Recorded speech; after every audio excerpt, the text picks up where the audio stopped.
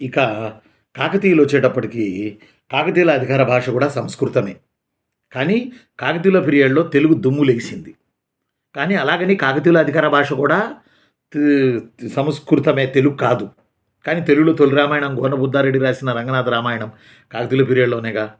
అనేక తెలుగు పుస్తకాలు కాకతీయుల పీరియడేగా.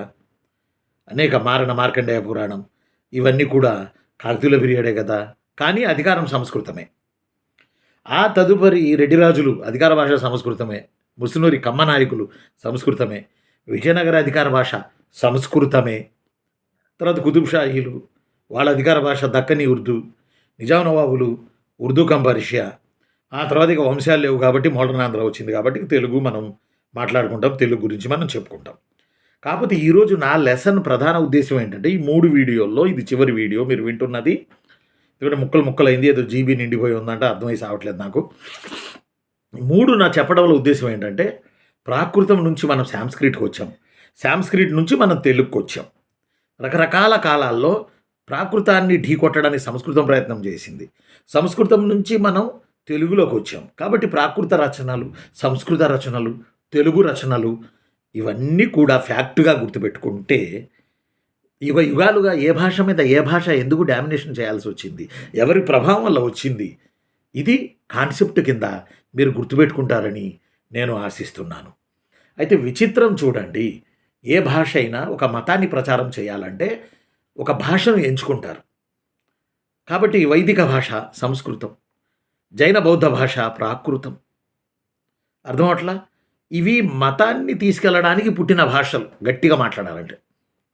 తర్వాత ఇక మన తెలుగు ఇవన్నీ కూడా మనం లోకల్ కాబట్టి, లోకల్ లాంగ్వేజెస్ కాబట్టి, ప్రాంతీయ భాషలు కాబట్టి తెలుగు, తమిళ్, కన్నడ, మలయాళం ఇవన్నీ కూడా పరిణామ క్రమం, కాలక్రమంలో జరిగాయి.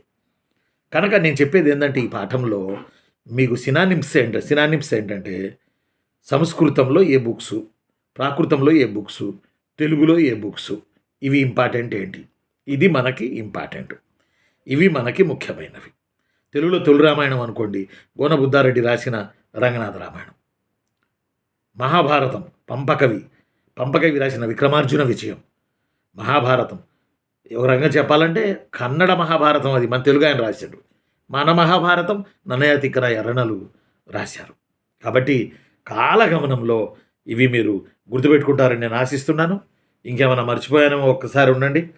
మీకు చెప్పడంలో ఈరోజు విజయనగరం, నిజాం చెప్పాం, విప్రల శాసనం, అద్దంకి శాసనం, కలమళ్ళ శాసనం, యుద్ధమల్లుడి బెజవాడ శాసనం, శర్వర్మ కాతంత్ర వ్యాకరణం, తర్వాత విష్ణుకుండులది అధికార భాష సంస్కృతం, తర్వాత వాళ్ళు ప్రాకృతం, శాతవాహనులు, ఇక్ష్వాకులు ఇవన్నీ కూడా ఈ కాన్సెప్ట్లు 3 మీరు గుర్తుపెట్టుకోండి. మళ్ళీ కలుసుకున్నప్పుడు ఈసారి బిట్స్ చెప్తాను, వీటి మీద బిట్స్ చెప్తాను, కీలకమైన బిట్స్ చెప్తాను, వీటి మీద ఈ టాపిక్ మీద రేపు బిట్స్ చెప్తా. బిట్స్ ఒక 15-20 ఇంపార్టెంట్ తయారు చేసి చెప్తా. ఓకేనా? నేను మీ అన్న హిస్టరీ రఫీ సార్ని. థ్యాంక్ యూ నాన్న. ఇది 3వ వీడియో. ఈ 3 వీడియోలు చూసి మీరు చదివిన దానికి యాడ్ చేసుకోండి. ఈరోజు యాడ్ చేసుకోవడానికి చాలా విషయాలు ఉన్నాయి. ముఖ్యంగా థ్రెడ్, ఒక పూలదండకి థ్రెడ్ ఎంత ఇంపార్టెంటో ఈ కాన్సెప్ట్ అంత ఇంపార్టెంట్. కాన్సెప్ట్ మీద బిట్లు పడ్డప్పుడు మనం ఆన్సర్ చేస్తే మన దగ్గర దమ్ము, మన దగ్గర సబ్జెక్ట్ ఉన్నట్టు లెక్క. ఆ సబ్జెక్ట్ని రఫీ సార్ మీకు నేర్పుతున్నట్టు లెక్క, హిస్టరీ రఫీ సార్ మీకు నేర్పుతున్నట్టు లెక్క. థ్యాంక్ యూ నాన్న. Thank you very much.